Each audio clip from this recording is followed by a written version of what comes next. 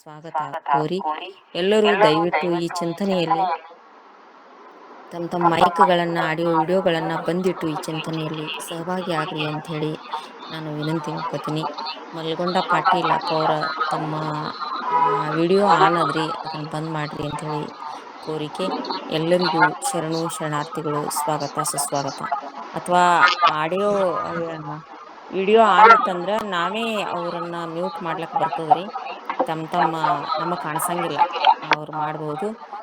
Video on ಇದ್ರೆ ಅಷ್ಟೇ disturb ಆಗ್ತದೆ, ಆಡಿಯೋ ಆನ್ ಇದ್ರೆ ಏನು ಪ್ರಾಬ್ಲಮ್ ಇಲ್ಲ ಅಂತ ಹೇಳಿ ಹೇಳ್ತಾ ಎಲ್ಲರಿಗೂ ಶರಣು ಶರಣಾರ್ಥಿಗಳು. ಮಲ್ಕೊಂಡವ್ರಿಗೆ ನೀವು ತಾವು ಪೂರ್ಣ ಮಾಡಿ ದಯಮಾಡಿ ಹೇಳ್ರಿ, ಯಾಕಂದ್ರೆ ಸುಜಾತ ಬಂದ್ ಮಾಡ್ರಿ, ನೀವು ಮಾಡಕ್ ಇಲ್ಲ, ವೇದಿಕೆಯಲ್ಲಿ ಯಾರು ಅಡ್ಮಿನ್ ಸುಮಾರು ಜನ ಇದಾರಲ್ಲ, ಅಡ್ಮಿನ್ ಯಾರಾದ್ರು ಒಬ್ರು ಅದನ್ನ ಇದ್ ಮಾಡ್ಬೋದು. ಇಲ್ಲ, ಅಮ್ಮಾರ ಒಬ್ರೇ ಮಾಡ್ಬೋದ್ರಿ, ಅಣ್ಣಾರ ಒಬ್ರೇ ಇದಾರೆ, ಅವ್ರು ಮಾಡ್ತಾರೆ. ಆಯ್ತು. ಅದು ಇದು ನನಗೆ ಇದು ಅಷ್ಟೇ ಸೌಂಡ್ ಅಷ್ಟೇ ಬಂದ್ ಮಾಡ್ಲಾಕ್ ಬರ್ತದ್ರಿ, ಅದು ಚಿತ್ರ ಬಂದ್ ಮಾಡ್ಲಾಕ್ ಬರಲ್ಲ. ಇಲ್ಲ, ನೀವು ಅದು ಇದಕ್ಕೆ ಹೋಗ್ರಿ, ಅಮ್ಮಾರ ಬರ್ತೈತ್ರಿ, ಅದು ನಮಗ್ ಕಾಣುದಿಲ್ರಿ. ಅವ್ರು ನಾನಿದ್ರು ನಮಗ್ ಕಾಣುದಿಲ್ರಿ, ಮಾಡಾಕ್ ಬರ್ತೈತ್ರಿ ಅಮ್ಮಾರ. ನೀವು ಅವ್ರದ್ದು ಸೆಲೆಕ್ಟ್ ಮಾಡ್ರಿ, ಅಲ್ಲಿ ವಿಡಿಯೋ ಇದ ನೋಡ್ರಿ, ಆಫ್ ಅಂತದ ನೋಡ್ರಿ, ಮಾಡ್ಲಿಕ್ ಬರ್ತೈತ್ರಿ ಅಮ್ಮಾರ. ಆಯ್ತ್ರಿ ಅಣ್ಣಾರ, ಶರಣ. ಈಗ ಶ್ರೀಧರಣ್ಣ ಅವರು ಸ್ಟಾರ್ಟ್ ಮಾಡಿ. ಅಜ್ಞಾನತಿಮಿರಾಂಧಸ್ಯ ಜ್ಞಾನಾಂಜನಶಲಾಕಯ ಚಕ್ಷುರುನ್ಮಿಲಿತಂ ಯೇನ ತಸ್ಮೈ ಶ್ರೀ ಗುರುವೇ ನಮಃ. ಶ್ರೀಗುರುಂ ಪರಮಾನಂದಂ ವಂದೇ ಸ್ವಾನಂದವಿಗ್ರಹಂ ಯಸ್ಯ ಸಾನ್ನಿಧ್ಯಮಾತ್ರೇಣ ಚಿದಾನಂದಾಯತೆ ತನಃ. ಓಂ ಶ್ರೀ ಗುರು ಬಸವಲಿಂಗಾಯ ನಮಃ. ಓಂ ಶ್ರೀ ಗುರು ಚನ್ನಬಸವೇಶ್ವರಾಯ ನಮಃ. ಓಂ ಶ್ರೀ ಗುರು ಪ್ರಭುಸ್ವಾಮಿನೇ ನಮಃ. ಇಂತಿ ತ್ರಿಮೂರ್ತಿಗಳು ಮೊದಲಾದ 770 ಅಮರಗಣಗಳ ಅಸಂಖ್ಯಾತ ಶರಣರ ಶ್ರೀಪಾದ ಪದ್ಮಗಳಿಗೆ ಅನಂತ ಭಕ್ತಿಯ ಶರಣಾರ್ಥಿಗಳನ್ನು ಸಮರ್ಪಿಸಿ, ಈ ವೇದಿಕೆಯಲ್ಲೇ ಇರ್ತಕ್ಕಂತಹ ಸರ್ವ ಪೂಜ್ಯರ ಶ್ರೀಪಾದಗಳಿಗೆ ಶರಣೆಂದು, ನಿನ್ನೆ ಒಬ್ಬ ಅಮ್ಮವರು ಒಂದು ಸಣ್ಣ ಪ್ರಶ್ನೆಯನ್ನ ಕೇಳ್ಯಾರ. ಮೊದಲು ಆ ಪ್ರಶ್ನೆಗೆ ಒಂದಿಷ್ಟು, ಅದ್ಯಾಕಂದ್ರೆ ಸಾಧಕರ ಪ್ರಶ್ನೆ ಅದು, ಅವ್ರ ಪ್ರಶ್ನೆನೂ ಬಹಳ ಚಂದ ಅದ.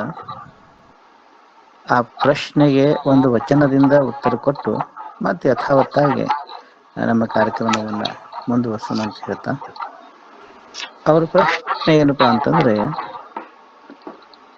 ಲಿಂಗವನ್ನ ನಮ್ಮಲ್ಲೇ ಭಾವ ಮನ ಪ್ರಾಣಕ ವೇದಿಸುವಂತ ಕಲೆ ಯಾವುದು ಅಂತ ಪ್ರಶ್ನೆ ಅವರು.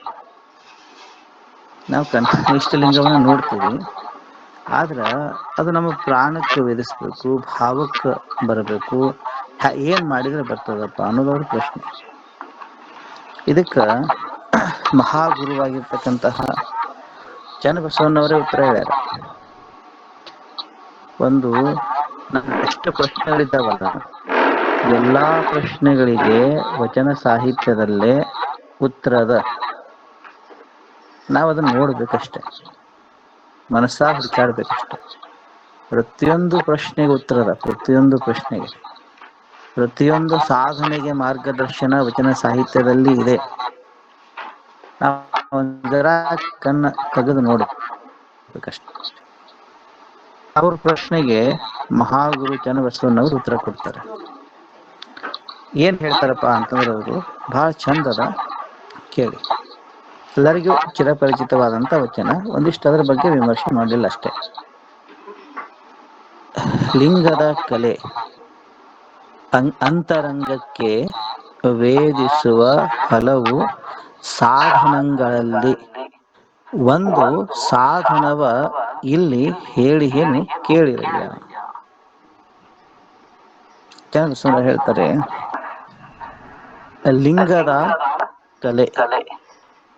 ಲಿಂಗದ ಕಲೆ ಅಂತಂದ್ರ ಆ ಲಿಂಗದ ಬೆಳಕು. ಏನ ಶ್ರೀ ಗುರು ಹಸ್ತಮಸ್ತಕ ಸಂಯೋಗ ಮಾಡಿ ಬ್ರಹ್ಮರಂಧ್ರ ಸ್ಥಳದಲ್ಲಿರ್ತಕ್ಕಂತಹ ಪರಾತ್ಪರ ಪರವಸ್ತುವನ್ನ, ಆ ಪ್ರಭೆಯನ್ನ ಭಾವ ಮನ ನೇತ್ರದ ಮೂಲಕವಾಗಿ ಏನು ಕೈಯಾಗ ಕೊಟ್ಟರಲ್ಲ ಆ ಕಲೆ ಅಂತರಂಗಕ್ಕ ವೇದಿಸುವಂತ ಸಾಧನೆಯನ್ನು ಹೇಳ್ತೀನಂತಾರ ಅವರು. ಏನಂತಾರ? ಲಿಂಗದ ಕಲೆ ಅಂತರಂಗಕ್ಕೆ ವೇದಿಸುವ ಹಲವು ಸಾಧನಗಳಲ್ಲಿ. ಅಂದ್ರ ಸಾಧನೆಗಳು ಬಹಳಷ್ಟಿದಾವ. ಒಂದೇ ಸಾಧನ ಅಂತ ಹಿಂಗಿಲ್ಲ. ಚನ್ನಬಸವಣ್ಣವರ ಅಭಿಪ್ರಾಯದಲ್ಲಿ ಹೇಳೋದಾದ್ರೆ ಲಿಂಗದ ಕಲೆ ಅಂತರಂಗಕ್ಕೆ ವೇದಿಸುವ ಹಲವು ಸಾಧನಗಳಿದ್ದಾವ. ಇದು ನಾವು ಲಕ್ಷಣ ಇಟ್ಕೋಬೇಕು. ನಾವೆಲ್ಲ ಏನ್ ತಿಳ್ಕೊಂಡೇವಿ? ಬರೀ ಒಂದ ಸಾಧನ ಐತಿ ಅಂತ ತಿಳ್ಕೊಂಡೇವಿ. ಆದ್ರೆ ಹಂಗಿಲ್ಲ, ಅನೇಕ ಸಾಧನಗಳಿದ್ದಾವ. ಆ ಹಲವು ಸಾಧನಗಳಲ್ಲಿ ಒಂದು ನಾನು ಒಂದು ಸಾಧನೆಯನ್ನ, ಒಂದು ಪ್ರಕಾರವನ್ನ ಇಲ್ಲಿ ಹೇಳಿ ಏನು ಕೇಳಿರಯ್ಯ. ಇವತ್ತು ನಾನೇನ್ ಮಾಡ್ತೀನಿ ಅದನ್ನ ನಾನು ಇವತ್ತು ಹೇಳ್ತೀನಿ ಅಂತಾರವ್ರು. ಏನ ಸಾಧನ? ಆ ಸಾಧನ ಏನಪ್ಪಾ ಅಂತಂದ್ರ ಬಹಳ ಚಂದ ಹೇಳ್ಯಾರ. ಲಕ್ಷ್ಯ ಕೊಟ್ಟು ಕೇಳ್ಬೇಕು. ನಾವ್ ಎಲ್ಲಿ ಎಡುತ್ತೇವೆ ಅನ್ನೋದು ಗೊತ್ತಾಗ್ತದೆ ನಮಗೆ. ಕರದಿಷ್ಟ ಲಿಂಗದಿ ತೆರೆದಿಟ್ಟ ದೃಷ್ಟಿ, ಎವೆ ಹಳಸದಂತಿರ್ದಡೆ, ಆ ಲಿಂಗವು ಕಂಗಳಲ್ಲಿ ವ್ಯಾಪಿಸುತ್ತಿಪ್ಪುದು. ಆ ಮಂಗಳಮಯವಾದ ಕಂಗಳಲ್ಲಿ ಮನವನಿರಿಸಿ ಲಿಂಗ ನಿರೀಕ್ಷಣೆಯಿಂದ ನೆನೆಯಲು ಆ ಲಿಂಗಮೂರ್ತಿ ಮನವ ಇಂಬುಗೊಂಡು ಪ್ರಾಣಲಿಂಗವಾಗಿ ಪರಿಣಮಿಸುತ್ತಿಪ್ಪುದು. ಬಳಿಕ ಮನೋಮಯ ಲಿಂಗವನ್ನು ಭೇದವಿಲ್ಲದ ಸುವಿಚಾರದಿಂದ ಪರಿಭಾವಿಸಲು ಆ ಲಿಂಗಮೂರ್ತಿ ಭಾವದಲ್ಲಿ ಸಮರಸಗೊಂಡು ಭಾವಲಿಂಗವಾಗಿ ಕಂಗೊಳಿಸುತ್ತಿಪ್ಪುದು. ಆ ಭಾವಲಿಂಗವನ್ನು ಎಡೆಬಿಡದೆ ಭಾವಿಸುತ್ತಾ ನೆನೆಹು ನಿರೀಕ್ಷಣೆಯಿಂದ ತಪ್ಪದಾಚರಿಸಲು ಶರಣನು ನಿತ್ಯ ತೃಪ್ತನಾಗಿ ವಿರಾಜಿಸುತ್ತಿಪ್ಪನು. ಇದೇ ನಮ್ಮ ಕೂಡಲ ಚೆನ್ನ ಸಂಗಯ್ಯನೊಡನೆ ಕೂಡುವ ಪರಮೋಪಾಯವು ಅಂತ ಒಂದು ಸಾಧನೆಯನ್ನು ಹೇಳಕತ್ತಾರ ಅವ್ರಿಗೆ. ಬಹಳ ಸುಂದರವಾದಂತ ಸಾಧನ, ಸರಳವಾಗಿರುವಂತಹ ಸಾಧನ, ಎಲ್ಲರಿಗೂ ಸಾಧ್ಯ ಆಗುವಂತ ಸಾಧನ. ಏನ್ ಹೇಳ್ತಾರ ಅವರು? ಒಂದೊಂದು ಮಾತನ್ನ ಸ್ವಲ್ಪ ಲಕ್ಷ್ಯ ಕೊಟ್ಟು ಕೇಳಿ. ಒಂದನೇ ಮಾತು, ಕರದಿಷ್ಟ ಲಿಂಗದಿ ತೆರೆದಿಟ್ಟ ದೃಷ್ಟಿ. ಇದು ಒಂದನೇ ಹಂತದ ಸಾಧನ. ಇದು ನಾವೆಲ್ಲ ಏನ್ ಮಾಡ್ತೇವಿ? ನಾವ್ ಹೆಂಗ್ ಸಾಧನ ಮಾಡ್ತೇವಿ? ಅವ್ರೇನ್ ಹೇಳಕತ್ತಾರ? ಮೂಲಭೂತ ವ್ಯತ್ಯಾಸ ಒಂದ್ ಸ್ವಲ್ಪ ಅರ್ಥ ಮಾಡ್ಕೋಬೇಕು ನಾವು. ಮೂಲಭೂತ ವ್ಯತ್ಯಾಸ. ಅವ್ರೇನ್ ಹೇಳ್ಯಾರಪ್ಪ ಅಂತಂದ್ರೆ, ಕರದಿಷ್ಟ ಲಿಂಗದಿ ತೆರೆದು ಇಟ್ಟ ದೃಷ್ಟಿ ಇಟ್ಟು ಹೇಳ್ಯಾರ ಅವರು. ನಾವೇನ್ ಮಾಡ್ತೇವಿ? ಶಿವಯೋಗ ಅಂತ ಕುಂತ್ಕೊಂಡು ತ್ರಾಟಕ ಮಾಡ್ತೇವಿ. ತ್ರಾಟಕವನ್ನ ಶರಣರು ಹೇಳಿಲ್ಲ. ಹೇಳಿಲ್ಲ ಅಂತಲ್ಲ, ಹೇಳ್ಯಾರ, ಆದ್ರ ಇಲ್ಲಿ ಹೇಳಿಲ್ಲ. ಅರ್ಥ ಆಯ್ತಲ್ಲ? ಅದಕ್ಕೆ ಏನ್ ವ್ಯತ್ಯಾಸ ಅಂತ ಕೇಳಿದ್ರ, ತ್ರಾಟಕ ಮಾಡೋದಂದ್ರೆ ಏನು? ದೃಷ್ಟಿಯನ್ನ ಸ್ಥಿರವಾಗಿ ನಿಲ್ಲಿಸೋದು. ಹೌದಲ್ರಿ? ದೃಷ್ಟಿ ಅಳಿಗಾಡಬಾರ್ದು. ಒಂದ ವಸ್ತುವಿನ ಮೇಲೆ, ಒಂದು ಪಾಯಿಂಟ್ ಮ್ಯಾಗ ಅದನ್ನ ದೃಷ್ಟಿಯನ್ನು ನಿಲ್ಲಿಸೋದಕ್ಕೆ ತ್ರಾಟಕ ಅಂತಾರ. ಹಳೆ ಕಾಲದ ಷಟ್ಕ್ರಿಯೆಗಳಲ್ಲಿ ತ್ರಾಟಕವು ಒಂದು ಕ್ರಿಯೆ. ಅವ್ರು ಏನ್ ಮಾಡ್ತಿದ್ರು ಹಳೆ ಕಾಲದಾಗ? ಒಂದು ದೀಪ ಹಚ್ಚಿ ಆ ದೀಪದ ಮೇಲೆ ಲಕ್ಷ್ಯ ಇರೋದು, ಅಥವಾ ಒಂದು ಬಿಳಿಯ ಹಾಳೆ ಮೇಲೆ ಒಂದು ಸಣ್ಣ ಕಪ್ಪು ಚುಕ್ಕಿಯನ್ನು ಬರೆದು ಆ ಕಪ್ಪು ಚುಕ್ಕಿ ಮೇಲೆ ದೃಷ್ಟಿ ಇಡೋದು. ಅಥವಾ ಇತ್ತೀಚಿನ ನಮ್ಮ ಯಾರು ಬ್ರಹ್ಮ ಕುಮಾರಿಗಳು ಮಾಡ್ತಾರಲ್ಲ, ಒಂದು ಬಲ್ಬ್ ಹಚ್ಚೆ ಬಲ್ಬದ ಮೇಲೆ ದೃಷ್ಟಿ ಇಡೋದು. ಇದಕ್ಕೇನಂತ ಕರೀತಾರ? ತ್ರಾಟಕ ಅಂತಾರೆ ಇದಕ್ಕೆ. ಶರಣರು ತ್ರಾಟಕವನ್ನ ಈ ಲಿಂಗ ನಿರೀಕ್ಷಣೆಯಲ್ಲಿ ಹೇಳಿಲ್ಲ. ಶರಣರು ಏನ್ ಹೇಳ್ಯಾರಪ್ಪ?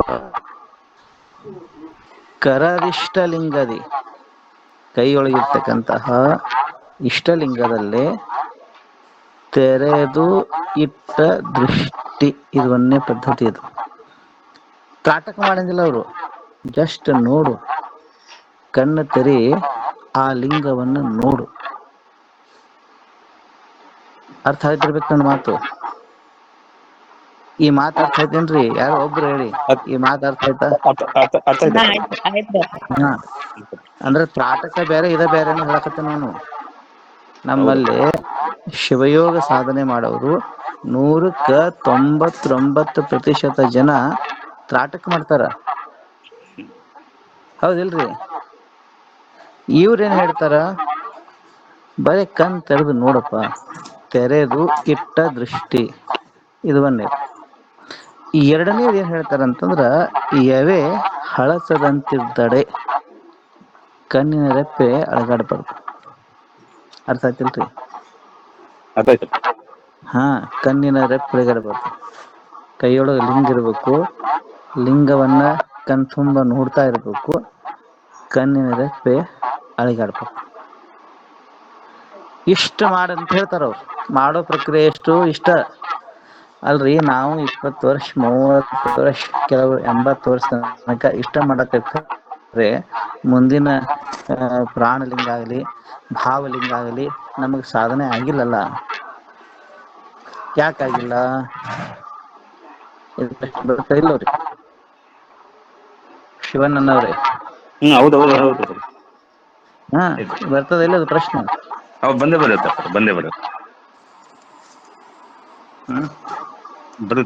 ನಾವು ತಪ್ಪಾತೀವಿ, ಮೂಲಭೂತ ತಪ್ಪಾತೀವಿ ನಾವು. ಮೂಲಭೂತ ತಪ್ಪ ಏನು ಅಂತಂದ್ರ, ನಾವು ತ್ರಾಟಕ ಮಾಡಕತ್ತೇವಿ. ತ್ರಾಟಕ ಮಾಡೋದ್ರಿಂದ ದೃಷ್ಟಿ ಹೊರಗಡೆ ಸ್ಥಿರ ಆಗ್ತತಿ, ಹೊರಗೆ ಹೊಕ್ಕತಿ. ನಮ್ಮ ಅಂತಃಕರಣ ನೇತ್ರದ ದ್ವಾರ ಹೊರಗೆ ಹೊಕ್ಕತಿ, ಒಂದು ವಸ್ತು ಮೇಲೆ ಸ್ಥಿರ ಆಗ್ತತಿ. ಇದು ತ್ರಾಟಕ. ಆಗ್ಬೇಕಾದದ್ದೇನು? ಲಿಂಗ ಅಂತರ್ಮುಖ ಆಗ್ಬೇಕಾಗೈತಿ. ಸ್ವಲ್ಪ ಸೂಕ್ಷ್ಮ ಲಕ್ಷಣ ಇಟ್ಕೋಬೇಕಿದು. ನಾನು ಹೇಳೋ ಮಾತು ಬಹಳ ಸೂಕ್ಷ್ಮ, ಎತ್ತರ ಮಟ್ಟದ, ಬಹಳ ಕೆಳಗಿನ ಬುದ್ಧಿಯಿಂದ ವಿಚಾರ ಮಾಡ್ಬೇಡ್ರಿ. ಇವ್ರು ಹೇಳ್ತಾರ ನೋಡ್ರಿ, ಮುಂದೆ ಏನ್ ಹೇಳ್ತಾರೆ ಚನ್ನಬಸವನವರು? ಇಷ್ಟ ಮಾಡಿದ್ರ ಆ ಲಿಂಗವು ಕಂಗಳಲ್ಲಿ ವ್ಯಾಪಿಸುತ್ತಿಪ್ಪುದು. ಇವ್ರು ಹೇಳೋದೇನು? ಲಿಂಗ ಕಂಗಳಲ್ಲಿ ವ್ಯಾಪಿಸ್ತದ ಅಂತ ಹೇಳ್ತಾರ. ನಮ್ಮ ಕಣ್ಣು ಲಿಂಗದಾಗ ವ್ಯಾಪಿಸಕತ್ತತಿ. ವ್ಯತ್ಯಾಸ ಅರ್ಥ ಆಗ್ತತಿ? ಕಣ್ಣು ಲಿಂಗದಾಗ ವ್ಯಾಪಿಸೋದು ಬೇರೆ, ಲಿಂಗವೇ ಕಣ್ಗಳಲ್ಲಿ ವ್ಯಾಪಿಸೋದು ಬೇರೆ. ಮಾತಾಡ್ತಾ ಹೇಳ್ಬೇಕಲ್ಲ. ಹಾ, ಇದು ಸಾಧನ. ನಾವು ಇಷ್ಟು ಸರಳದ ನಾವೆಲ್ಲ ಹೆಂಗ್ ಮಾಡ್ತೇವೆ ಅಂತಂದ್ರೆ, ಅವ್ರು ಹೇಳಿದ್ದ ಬೇರೆ ಇರ್ತತಿ, ನಾವು ಮಾಡೋದ ಬೇರೆ ಮಾಡ್ತೇವೆ ನೋಡ್ರಿ. ಹೌದು ಇಲ್ರಿ? ಹೌದಪ್ಪ. ಅದಕ್ಕೆ ಅನಿಮಿಷ ದೃಷ್ಟಿಯಿಂದ ನೋಡೋದು ಅಂತ ಅದು. ನಾ ಹೇಳೋದಕ್ಕೆ ಅನಿಮಿಷ ದೃಷ್ಟಿ ತಗೋದ, ಇದು ಈಗ ಸದ್ಯದ ಅಷ್ಟೇ ಹೇಳ್ರಿ ನೀವು. ಸದ್ಯ ಲಿಂಗ ಕಂಗಳಲ್ಲಿ ವ್ಯಾಪಿಸ್ಬೇಕು, ಕಣ್ಣಲ್ಲಿಂದ ವ್ಯಾಪಿಸ್ಬೇಕು. ಚನ್ನಬಸವಣ್ಣವ್ರು ಏನ್ ಹೇಳ್ತಾರ? ಲಿಂಗ ಕಂಡ ವ್ಯಾಪಿಸ್ಬೇಕು. ನೀವೇನ್ ಮಾಡಾಕ್ತೀರಿ? ನೀವೇನ್ ಮಾಡಾಕ್ತೀರಿ?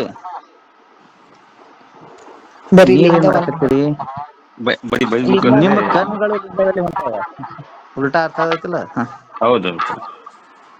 ಒಂದು ನೋಡ್ರಿ, ಒಬ್ರು ಒಂದ್ ಫ್ಯಾಕ್ಟ್ರಿ ಇತ್ತಂತ. ಬಹಳ ಶ್ರೀಮಂತ ಮನುಷ್ಯ, ಒಂದು ಫ್ಯಾಕ್ಟ್ರಿ ಮಾಡಿದ್ದ. ಫ್ಯಾಕ್ಟ್ರಿ ಅಚಾನಕ್ ಬಂದ್ಬಿಟ್ಟು ಎಂತೆಂತ ಮೇಸ್ತ್ರಿಗಳನ್ನು ಕಳಿಸಿದ. ಫ್ಯಾಕ್ಟ್ರಿ ಓಪನ್ ಆಗಲ್ತದ, ಪ್ರಾರಂಭ ಆಗಲ್ತದ. ಕೊನೆಗೆ ಬಾಂಬೆದಿಂದ ಒಬ್ಬ ಮೇಸ್ತ್ರಿಯನ್ನು ಕಳಿಸಿದ. ಬಹಳ ದೊಡ್ಡ ಇಂಜಿನಿಯರ್, ಅವ ಮೆಕ್ಯಾನಿಕಲ್ ಇಂಜಿನಿಯರ್.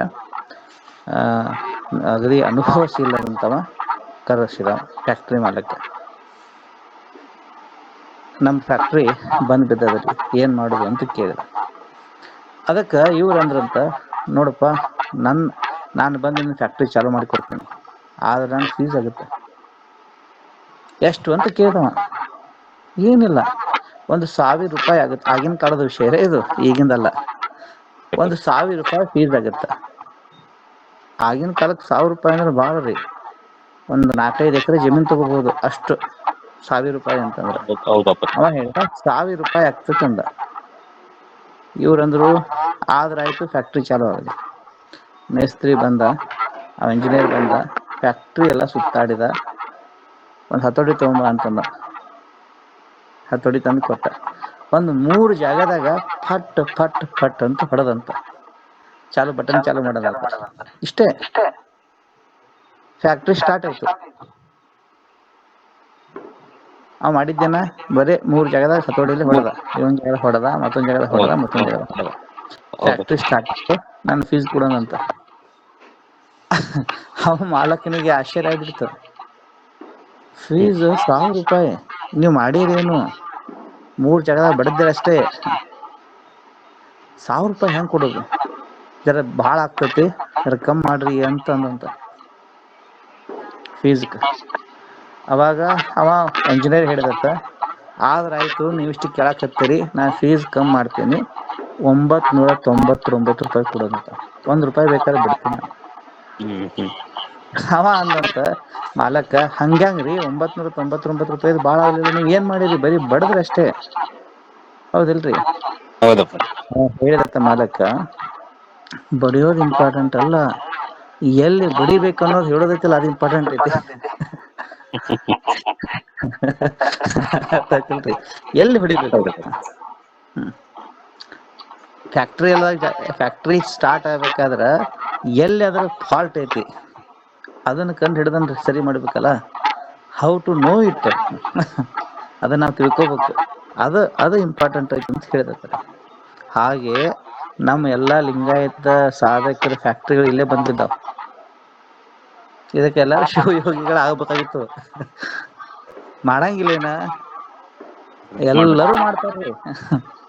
ತ್ರಿಕಾಲಲಿಂಗ ಪೂಜೆ ಮಾಡೋರ್ದಾರ, ತ್ರಿಕಾಲಲಿಂಗ ಪೂಜೆ, ಆದ್ರೆ ಫ್ಯಾಕ್ಟ್ರಿ ಚಾಲೂನ ಆಗಿಲ್ಲ, ಬಂದ ಬಿದ್ದೈತಿ. ಹೌದಿಲ್ರಿ?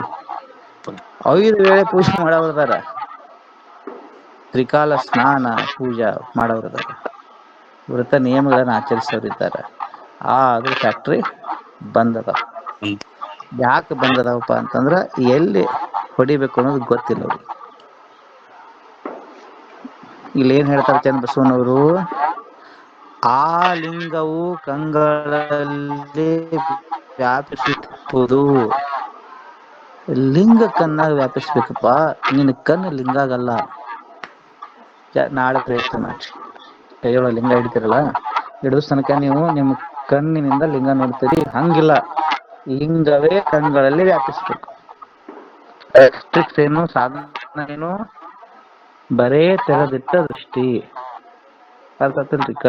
ಕರದ ಇಷ್ಟಲಿಂಗದಿ ತೆರೆದಿಷ್ಟ ದೃಷ್ಟಿ, ಎವೆ ಹಳಿಸದಿ. ಇದನ್ನು ನೀವು ಪ್ರಾಕ್ಟೀಸ್ ಮಾಡ್ಬೇಕು. ಅವಾಗ ಏನಾಗುತ್ತ, ಆ ಲಿಂಗ ಕಂಗಳಲ್ಲಿ ವ್ಯಾಪಿಸ್ತದೆ. ಮುಂದಿನ ಮಾತು ನೋಡ್ರಿ, ಲಿಂಗ ಕಣ್ಣಾಗ ವ್ಯಾಪಿಸಿತಂತಂದ್ರ ಅದು ಬರೇ ಕಣ್ಣಲ್ಲ.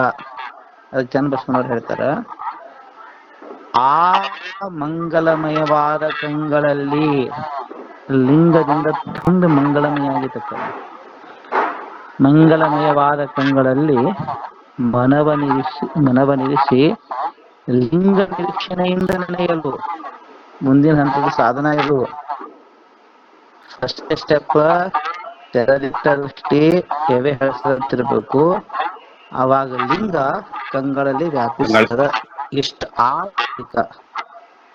ಕಣ್ಣಾಗ ಲಿಂಗ ತುಂಬಿದ ಬಳಿಕ ನಿಮ್ಮ ಮನಸ್ಸನ್ನ ಎಲ್ಲಿಡ್ಬೇಕು?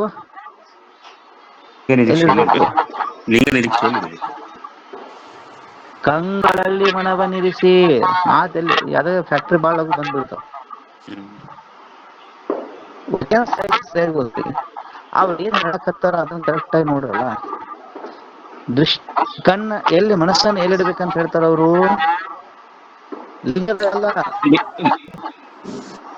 ಮಂಗಳಮಯವಾದ ಕಂಗಳಲ್ಲಿ, ಎಲ್ಲಿ ಮನಸ್ಸಲ್ಲಿರ್ಬೇಕು, ಮಂಗಳಮಯವಾದ ಕಂಗಳಲ್ಲಿ ಮನವ ನಿಲ್ಲಿಸಿ, ಅಲ್ಲಿ ಮನಸ್ಸು ನಿಲ್ಲಿಸಿ ಲಿಂಗ ನಿರೀಕ್ಷಣೆಯಿಂದ ನೆನೆಯಿರಿ. ಅವಾಗ ಏನಾಗ್ತದಪ್ಪ ಅಂತಂದ್ರೆ ಆ ಲಿಂಗಮೂರ್ತಿ ಮನವ ಇಂದುಕೊಂಡು ಪ್ರಾಣಲಿಂಗವಾಗಿ ಪರಿಣಮಿಸುತ್ತಿಪ್ಪುದು. ಅವಾಗದು ಪ್ರಾಣಲಿಂಗ ಆಗ್ತದೆ. ಲಿಂಗದ ಸಾಧನ.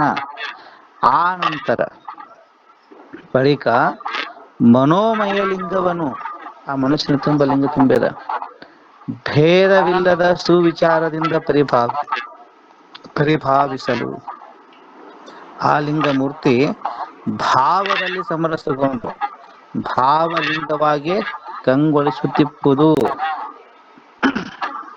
ಹಾಗಾಗಲ್ಲ. ಏನ್ ಮಾಡ್ಬೇಕು?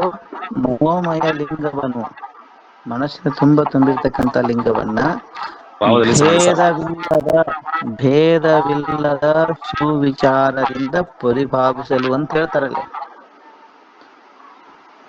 ಭೇದವಿಲ್ಲದ ಸುವಿಚಾರದಿಂದ ಪರಿಭಾವಿಸಬೇಕು. ಭೇದವಿಲ್ಲದ ಸುವಿಚಾರ ಅಂತಂದ್ರೆ ಆ ಲಿಂಗವೇ ನಾನೇ ಲಿಂಗ. ಇದು ಭೇದವಿಲ್ಲದ ಸುವಿಚಾರ. ತಿಳಿತಲ್ರಿ? ಹಿಂಗ ಭಾವಿಸಿದ್ರ ಭಾವದಾಗ ಸಮರಸಗೊಂಡು ಭಾವಲಿಂಗವಾಗಿ ಕಂಗೊಳಿಸ್ತದ.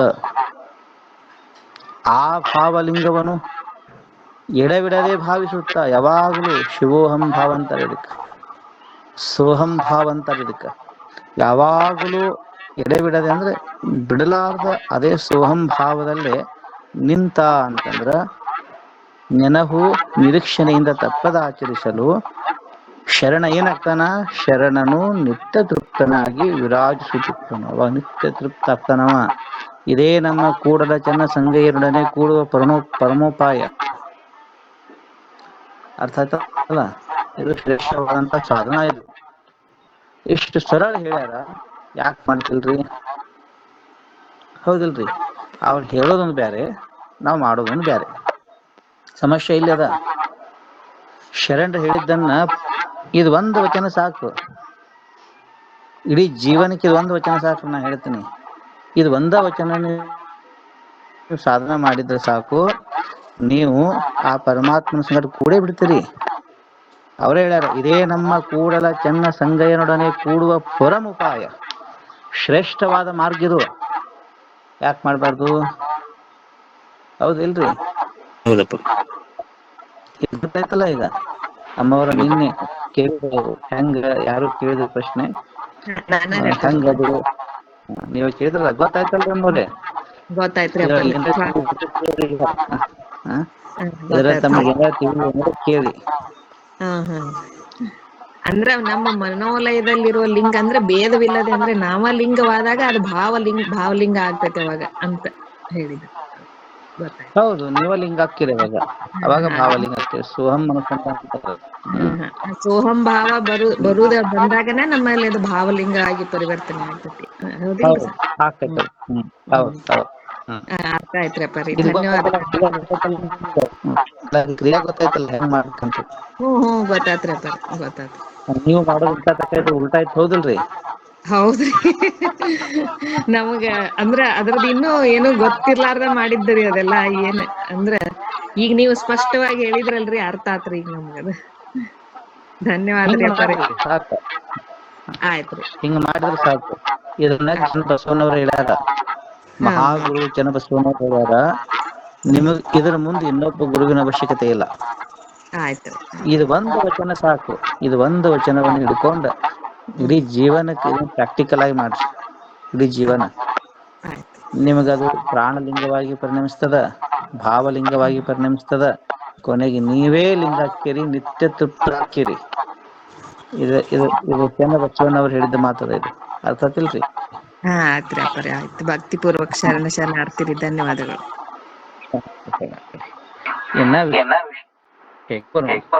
ಇದು ಅವ್ರ ಪ್ರಶ್ನೆ ಇತ್ತು. ಎರಡನೇದು ಏನಂತಂದ್ರೆ, ಇನ್ನೊಬ್ರು ಪ್ರಶ್ನೆ ಕೇಳ್ಯಾರ, ಅವ್ರಿಗೊಂದು ಉತ್ತರ ಹೇಳ್ಬಿಡ್ತೀನಿ. ಅವ್ರ ಸಲುವಾಗಿ ಒಂದು ವಚನ. ಅವ್ರ ಪ್ರಶ್ನೆ ಏನಪ್ಪಾ ಅಂತಂದ್ರ, ಅವರು ಜಂಗಮದ ಬಗ್ಗೆ ಕೇಳ್ಯಾರ. ಅದಕ್ಕೆ ಚನ್ನಬಸವಣ್ಣವರು ಮಾತಾಡ್ತಾರೆ, ಜಾತಿ ಬಿಡಿದು ಜಂಗಮವ ಮಾಡುವ ಪಾತಕರು ನೀವು ಕೇಳಿರು.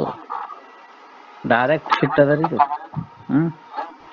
ಬಹಳ ಮಂದಿ ಏನ್ ಮಾಡ್ತಾರ, ಜಾತಿ ಹಿಡಿದು ಜಂಗಮವನ್ನ ಮಾಡ್ತಾರ. ಅಂದ್ರ ಈಗ ಐಗೋಳ ಅಂತ ಕರಿತೀವಿ ನಾವೀಗ. ನಮ್ ನೆರೆಹೊರೆ ಎಲ್ಲ ಐಗೋಳ ಅದ.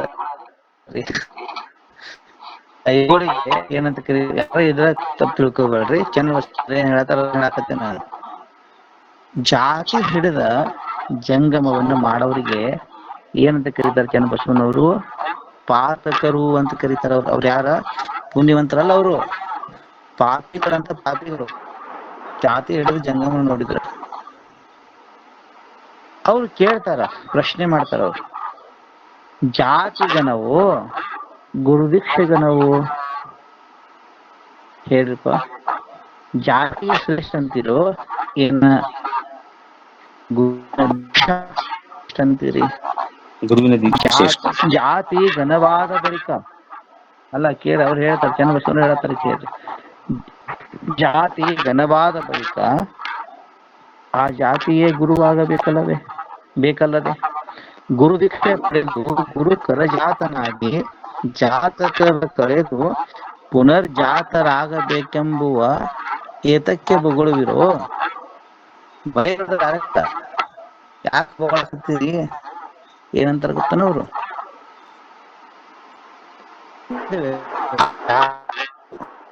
ಜಾತಿನ ಅಂದ್ರೆ ಜಾತಿ ಎಷ್ಟಾಗಿತ್ತಂತಂದ್ರೆ, ಜಾತಿ ಗಂಡವಾದ ಬಳಿಕ ಆ ಜಾತಿಯೇ ಗುರುವಾಗಿರಬೇಕಲ್ಲದೆ. ಹಂಗಾರ ಗುರು ಏನಾಗ್ಬೇಕಾಗಿತ್ತು?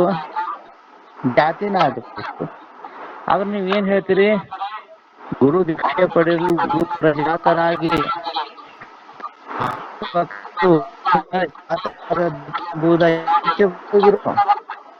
ಹಿಂಗ್ಯಾಕೆ ಹೇಳ್ತೀರಿ? ಮತ್ತೆ ಹೊಳೆ ಗುರುವಿನ ಕಡೆ ದೀಕ್ಷಾ ತಗೋಬೇಕು, ಗುರುವಿನ ಕರಜಾತರಾಗಬೇಕು, ಅಂದ್ರೆ ಅವ್ರ ಕೈಯಾಗ ಹುಟ್ಟಬೇಕು, ನಮ್ಮ ಜಾತಕವನ್ನು ಕಳ್ಕೋಬೇಕು, ಪುನರ್ಜಾತ ಆಗ್ಬೇಕಂತ ಯಾಕೆ ಹೇಳ್ತೀರಪ್ಪ ನೀವು? ಹೌದಿಲ್ರಿ? ಜಾತಿ ಹಿಡಿಯೋದು ಕಳೆಯುತ್ತೇ ಜಾತಿ ಮತವು, ಅಜಾತಂಗೆ ಆವುದು ಕೂಡ ಅಂತ ಪ್ರಶ್ನೆ ಅದಪ್ಪ. ಚನ್ನಬಸವಣ್ಣವ್ರು ಹೇಳ್ತಾರ. ಅಲ್ಲಂದೆಲ್ಲ ಮೂಲ ಬ್ರಹ್ಮ ಚೈತನ್ಯ ಇರದಿರಿ, ನೀವೆಲ್ಲ ಪರಶಿವ ಸ್ವರೂಪರದಿರಿ, ನಿಮಗ್ ಹುಟ್ಟೇ ಇಲ್ಲ. ನೀವೆಲ್ಲ ಯಾರು? ಅಜಾತ, ಜಾತ ಇಲ್ಲದವರು. ಅಜಾತಂಗೆ ಯಾವುದು ಯಾವ್ದಂತ ಹೇಳ್ತೀರಿ ನೀವು?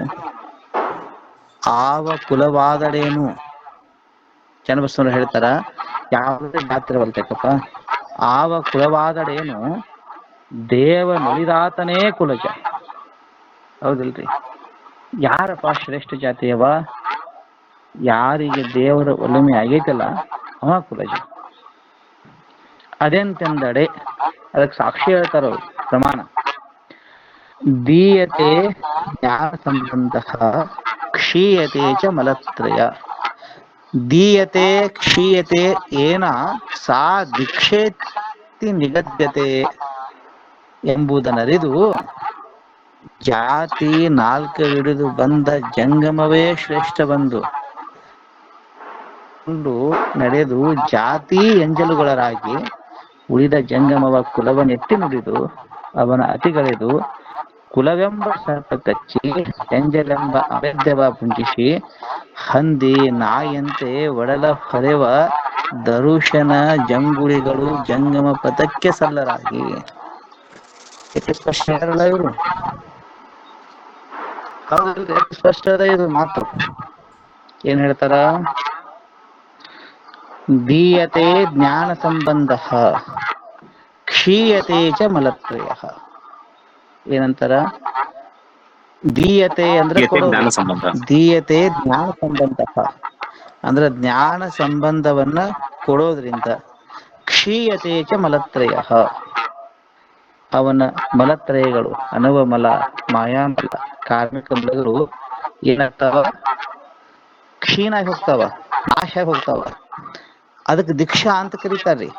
ದೀಯತೆ ಕ್ಷೀಯತೆ ಏನ ಸಾ ದೀಕ್ಷೆ. ದೀಕ್ಷೆ ಪದಾರ್ಥ ಏನು? ದೀಯತೆ ಕ್ಷೀಯತೆ. ಏನ್ ದೀಯತೆ? ದೀಯತೆ ಜ್ಞಾನ ಸಂಬಂಧ. ಕ್ಷೀಯತೆ ಏನು? ಏನ್ ಕ್ಷೀಣ ಆಗ್ತಾವ? ಕ್ಷೀಯತೆ ಮಲತ್ರಯ. ಹೌದಲ್ರಿ? ದೀಯತೆ ಕ್ಷೀಯತೆ ಏನ ಆ ದೀಕ್ಷೆ ನಿಗದ್ಯತೆ. ಇದಕ್ಕೆ ದೀಕ್ಷಾ ಅಂತ ಕರೀತಾರೆ ಎಂಬುದನ್ನರಿದು ಹಿಂಗ್ ತಿಳ್ಕೊಂಡು ಜಾತಿ ನಾಲ್ಕವಿಡಿದು ಬಂದ ಜಂಗಮವೇ ಶ್ರೇಷ್ಠವೆಂದು 4 ಜಾತಿ ಹಿಡ್ಕೊಂಡು, ಅಂದ್ರೆ ಮನ ವೈಶ್ಯ ಶೂದ್ರ ಅಂತ ಏನ್ ಹಿಡ್ಕೊಂಡ್ ಬಂದೇವಲ್ಲ, ಇದನ್ನ ಹಿಡ್ಕೊಂಡು 4 ಜಾತಿ ಹಿಡಿದು ಬಂದ ಜಂಗಮವೇ ಶ್ರೇಷ್ಠವೆಂದು ಅವನೊಡಗು ನಡೆದು ಜಾತಿ ಎಂಜಲುಗಳರಾಗಿ ಉಳಿ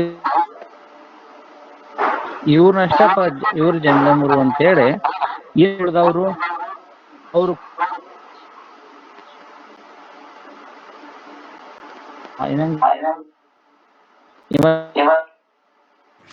ಅಪ್ಪ ಸರಿಯಾಗಿ ಕೇಳಿಸ್ತಾರೆ, ಕಟ್ ಕಟ್ ಆಗ್ತಾರೆ. ಅದೀಗ ಈಗ ಕೇಳತೈತ್ರಿ? ಹಾ ಕೇಳ್ತೇವೆ. ಕೆಲ್ಸಕತ್ತದ್ರಿ? ಹಾ ಕೇಳ್ತೇವೆ. ಕುಲ ಎತ್ತಿ ನುಡಿದು ಅವ್ರ ಕುಲಗಳನ್ನ ಎತ್ತೆತ್ತಿ ಮಾತಾಡಿ ಅವನನ್ನ ಅತಿಗಳಿದು ಕುಲವೆಂಬ ಸರ್ಪ ಕಚ್ಚಿ, ಅವನಿಗೆ ಕುಲ ಅನ್ನುವಂತ ಸರ್ಪ ಕಚ್ಚದ, ಕುಲವೆಂಬ ಸರ್ಪ ಕಚ್ಚಿ ಎಂಜಲೆಂಬ ಬಂಧಿಸಿ ಹಂದಿ ಒಡರ ಹೊರೆವ ದರುಶನ ಜಂಗುಳಿಗಳು ಜಂಗಮ ಪಥಕ್ಕೆ ಸಲ್ಲರಾಗಿ. ಇವೆಲ್ಲ ಹಂದಿ ನಾಯಿ ಹೆಂಗಂತ ಚಂದ್ರಬಸವಣ್ಣ ಹೇಳ್ತಾರೆ. ಏನ್ ಮಾಡ್ತಾರಪ್ಪ ಅಂತಂದ್ರ ಬರೀ ಹೊಟ್ಟೆ ತುಂಬಿಕೊಳ್ಳೋ ಉದ್ಯೋಗದವ್ರು ಇವ್ರು. ಹಂದಿ ನಾಯಿ ಹಂಗ ಇವ್ರ ಯಾರ? ಜಂಗಮ ಪಥಕ್ಕ ಸಲ್ಲೋದಿಲ್ಲ. ಇಷ್ಟೇ ಎಲ್ಲ ಮುಂದುವರೆದು ಹೇಳ್ತಾರ ಅವರು. ಅವರಿಗೆ ಗುರುವಿಲ್ಲ.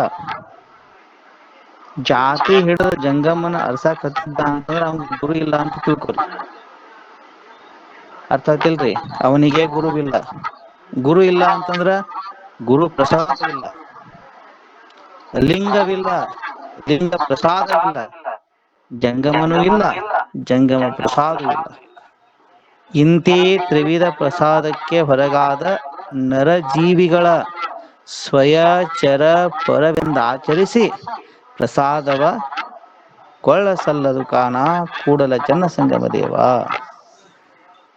ಇಂಥವ್ರ ಕಡೆ ನೀವು ಇವರ ಸ್ವಯ ಹೌದಲ್ರಿ ಚರ ಅಥವಾ ಪರ ಹಿಂಗ್ ತಿಳ್ಕೊಂಡು ಅವ್ರ ಕಡೆ ಪ್ರಸಾದ ತಗೋತೀವಿ ಅಂತಂದ್ರ ಇದು ಸಲ್ಲಂಗಿಲ್ಲ ಹೇಳ್ತಾರೆ. ಇದು ಶುದ್ಧ ಪ್ರಸಿದ್ಧ ಪ್ರಸಾದಕ್ಕ ಸಲ್ಲೋದಿಲ್ಲ ಅಂತ ಹೇಳ್ಯಾರ ಅವ್ರು. ಹೌದಿಲ್ರಿ? ಇನ್ನೊಂದು ಮಾತು ಜಂಗಮರ ಬಗ್ಗೆ ಚನ್ನಬಸವಣ್ಣವರ ಹೇಳಿದ್ದು ಮಾತು, ಇದು ಪ್ರಸಿದ್ಧ, ಎಲ್ಲರಿಗೂ ಗೊತ್ತಿರೋದು. ಕೇಶ ಕಾಶಾಂಬರವ ನಿಕ್ಕಿದಡೇನು. ಹೌದಿಲ್ರಿ? ಕೇಶ ಕಾಶಾಂಬರ ಅಂದ್ರ ಬಹಳಷ್ಟು ಮಂದಿ ಏನ್ ಮಾಡಿರ್ತಾರಪ್ಪ ಅಂತಂದ್ರ ಬಹಳಷ್ಟು ಉದ್ದುದ್ದು ಕೂದಲ ಬಿಟ್ಟಿರ್ತಾರ. ಉದ್ದುದ್ದು ಕೂದಲ ಬಿಟ್ಟು ಜಡೆ ಕಟ್ಟಿರ್ತಾರ. ಇದಕ್ಕೆ ಕೇಶ ಅಂತ ಕರೀತಾರ. ಕಾಶಾಂಬರವ ನಿಕ್ಕಿದಡೇನು ನಾನು ಹೇಳಿದ್ರಲ್ಲ ನಮ್ಮ ಗುರುಗಳು, ಜಂಗಮ ಅಂದ್ರ ಹಿಂಗ್ ದೀಕ್ಷಾ ಇರ್ತತಿ, ಹಿಂಗೆಲ್ಲಾ ಇರ್ತತಿ, ಪ್ರಕ್ರಿಯೆ ಇರ್ತತಿ ಅಂತೇಳಿ ಚನ್ನಬಸವಣ್ಣವರೆಲ್ಲ ಹೇಳಕತ್ತಾರ. ಇಲ್ಲಿ ಕಾಶಾಂಬರವ ನಿಕ್ಕಿದಡೇನು, ಅವ ಕಾಶಾಂಬರ ಹಾಕೊಂಡನಪ್ಪ, ಕಾಷಾಯ ವಸ್ತ್ರವನ್ನ ಹಾಕೊಂಡಾನ ಅಂತ ಅದ್ರ ಅರ್ಥ. ಕಾವಿ ಹಾಕೊಂಡ್ರೆ ಏನು? ಅಟ್ಟೆ ಅಲ್ಲದ ವಿಭೂತಿ ರುದ್ರಾಕ್ಷಿಯ ಮುಕುಟವ ಧರಿಸಿದಡೇನು. ಎಲ್ಲ ಕಡೆ ಸಿಗ್ತದ ನಿಮ್ಗೆ ನೋಡಾಕ. ವಿಭೂತಿ ಹಚ್ಕೊಂಡಾನ, ರುದ್ರಾಕ್ಷಿಯ ಮುಕುಟವನ್ನ ಹಾಕೊಂಡ, ತಲೆ ಮ್ಯಾಗ ಕಿರೀಟ, ರುದ್ರಾಕ್ಷಿಯ ಕಿರೀಟ ಹಾಕೊಂಡಾನ. ಹಂಗ ಹಾಕೊಂಡ್ರ ಏನಪ್ಪ ಅವ? ಸಾಕಾರದಲ್ಲಿ ಸನ್ಮತರಲ್ಲ, ನಿರಾಕಾರದಲ್ಲಿ ನಿರುತರಲ್ಲ, ಪರಮಾರ್ಥದಲ್ಲಿ ಪರಿಣಾಮಿಗಳಲ್ಲ. ಇವರು ಕೇಶ ಬಿಟ್ಟಾರ, ಕಾಷಾಯ ವಸ್ತ್ರವನ್ನು ಧಾರಣ ಮಾಡ್ಕೊಂಡಾರ. ಅಷ್ಟಲ್ಲದ ರುದ್ರಾಕ್ಷಿಯ ಮುಕುಟವನ್ನು ಧಾರಣ ಮಾಡ್ಯಾರ, ವಿಭೂತಿ ಮೈಥುಂಬ ವಿಭೂತಿಯನ್ನು ಹಚ್ಕೊಂಡಾರ ಅಂತ ಇಟ್ಕೊಂಡು. ಆದ್ರ ಸಾಕಾರದಲ್ಲಿ ಸನ್ಮತರಲ್ಲ.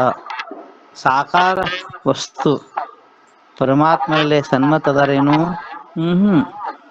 ಸಾಕಾರದಲ್ಲಿ ಸನ್ಮತರಲ್ಲ. ಹೋಗಲಿ, ನಿರಾಕಾರದಲ್ಲೇ ನಿರತರದಾರೇನು? ಅದು ಇಲ್ಲ. ನಿರಾಕಾರದಲ್ಲೇ ನಿರುತರಲ್ಲ. ಪರಮಾರ್ಥದಲ್ಲೇ ಪರಿಣಾಮಿಗಳಾದರೇನು? ಹಂಗೂ ಇಲ್ಲ. ಪರಮಾರ್ಥದಲ್ಲೇ ಪರಿಣಾಮಿಗಳಲ್ಲ. ಇದು ಕಾರಣ. ಅವ್ರು ಹೇಳ್ತಾರ, ಕೂಡಲ ಚನ್ನ ಸಂಗಮ ದೇವ ತುರುಬಾಗಲಿ ಬೋಳಾಗಲಿ ಜಡೆಯಾಗಲಿ, ಕೆಲವೊಂದು ತುರುಬ ಕಟ್ಕೊಂಡಾರ, ಕೆಲವೊಂದು ತಲಿ ಬೋಳ್ಸ್ಯಾರ, ಕೆಲವೊಂದು ಜಡೆ ಬಿಟ್ಟಾರ. ಇವ್ರ್ಯಾರು ಜಂಗಮ ಅಂತ ಅನ್ಸ್ಕೊಳಂಗಿಲ್ಲ. ಯಾರಪ್ಪ ಜಂಗಮ? ಅರಿವು ಆಚಾರ ಉಳ್ಳಡೆ ಜಂಗಮ. ಒಬ್ಬರು ಪ್ರಶ್ನೆಗೆ ಇದು ಉತ್ತರ. ಯಾರಲ್ಲೇ ಅರಿವದ, ಅರಿವು ಅಂತಂದ್ರೆ ಏನೇ ಯಥೇತ್ರ ಅರಿವಲ್ಲ, ಸ್ವಸ್ವರೂಪದ ಜ್ಞಾನ ಇರಬೇಕು, ತನ್ನ ನಿಜ ಸ್ವರೂಪದ ಜ್ಞಾನ ಇರಬೇಕು, ಅದರ ಆಚರಣೆ ಇರಬೇಕು. ಆಚಾರ ಅಂತಂದ್ರೆ ಎದಕ್ಕಂತಾರ್ರಿ? ಸ್ವರೂಪದ ಜ್ಞಾನ, ಸ್ವರೂಪದ ಆಚರಣೆ ಹಿಂಗಿತ್ತಂದ್ರೆ ಅವ ಜಂಗಮ.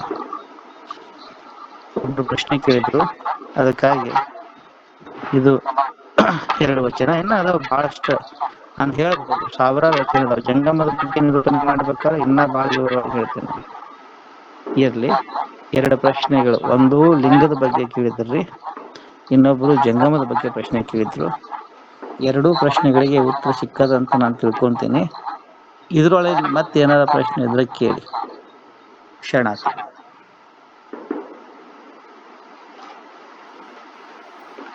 ಶರಣಾರ್ಥಿಗಳ್ರಿ. ಈಗ 2 ಪ್ರಶ್ನೆಗೆ ಉತ್ತರ ಕೊಡೋಟಿಗೆ ಇದಾಯ್ತು.